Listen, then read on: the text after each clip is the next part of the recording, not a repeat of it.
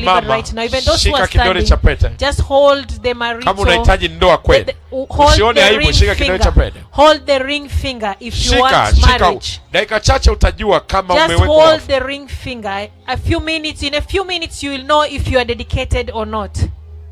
Unaweza kuona wanaume waovyo tu wanakuja kwa mtu. You can just see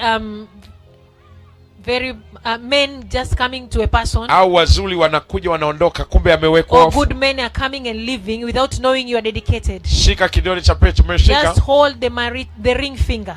Nguvu inakuja sasa hivi. The power is coming right now. Nguvu inakuja sasa hivi. Usimshangae mtu kila wa kike, hasa wa kike ndio mnapata mateso, wanaume wanawazalisha wanawaacha.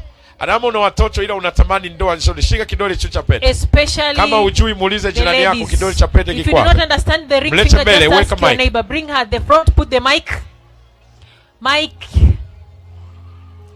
You guys, my guys. Shika tu kidole cha pete, malaika anakuja. Kama uliwekwa wafu kuna agano. Just hold the ring finger, the angel is coming. Kama uliwekwa wafu kuna agano limejificha.